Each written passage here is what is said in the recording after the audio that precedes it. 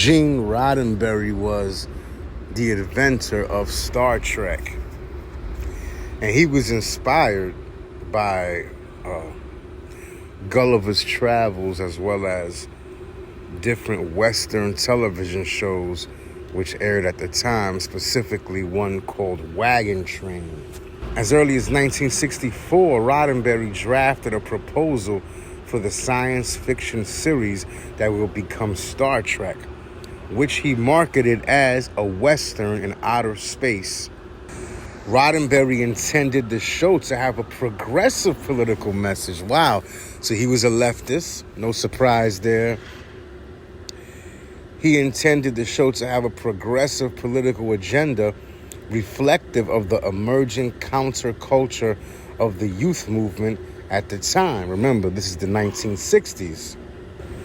He wanted Star Trek to show what humanity might develop into if it would learn from the lessons of the past, most specifically by ending violence. An extreme example is the alien species known as the Vulcans, who had a violent past but learned to control their emotions.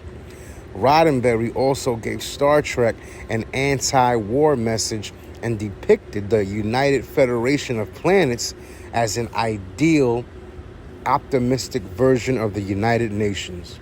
His efforts were opposed by the network because of concerns over marketability, and understandably so.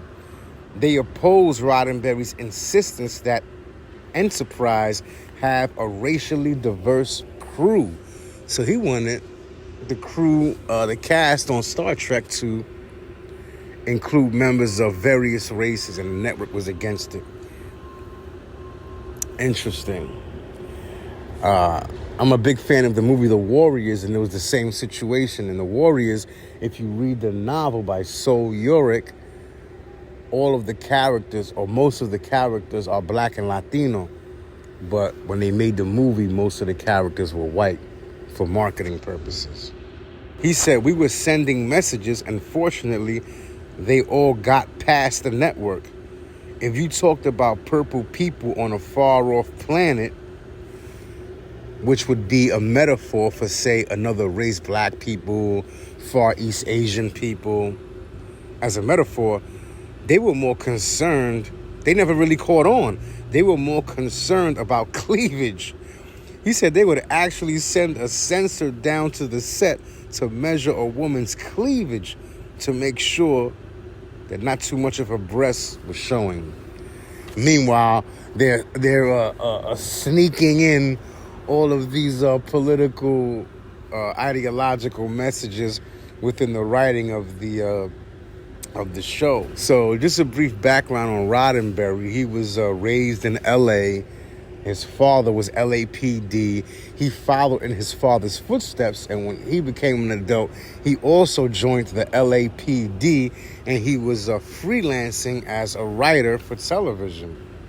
As he was freelancing, he wrote scripts for Highway Patrol, Have Gun Will Travel, and other series, before creating and producing his own television series known as The Lieutenant, which came before Star Trek.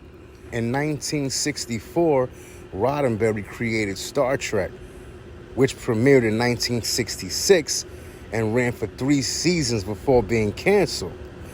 So he went on to work on other projects, including a string of failed television pilots. However, the syndication of Star Trek is what led to its growing popularity and eventually a household name, which splintered off into many other mediums.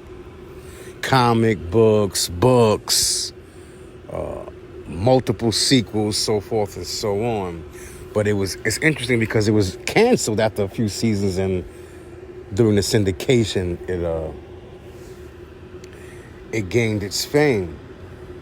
In 1985, he became the first TV writer with a star on the Hollywood Walk of Fame, and he was later inducted into both the Science Fiction Hall of Fame and the Academy of Television Arts and Sciences. And this is not surprising because It's the same with the X-Men. The X-Men was basically socio-political commentary during the time. So Stan Lee has mentioned how Professor Xavier from the X-Men was modeled after like Martin Luther King, whereas Magneto was modeled after, to a certain extent, was modeled after the NOI, the Nation of Islam. Basically, the fight between should African Americans fight back against the oppression, or should they play more of a passive role in bringing about justice, like Martin Luther King had set out to do. So it's no surprise that Star Trek is the same thing. Many television shows, comic books, and movies at the time attempted to tackle these issues primarily from a progressive standpoint. And interestingly enough, Lee devised the series title X-Men after Marvel publishers turned down the initial name, which was the Mutants. So first, before it was called X-Men, it was going to be called the Mutants. But the producers stated that readers would not necessarily know what a mutant was, so they named it X-Men. By the way, also, another fun fact concerning this topic is X-Men. The X-Men were not named after, contrary to popular opinion, the X-Men were not named after Professor Xavier. They were actually named after the word extra, as in extra powers, extra abilities, which the mutants, which compromised the X-Men, possessed. That extra uncanny ability to do things that the average human simply could not.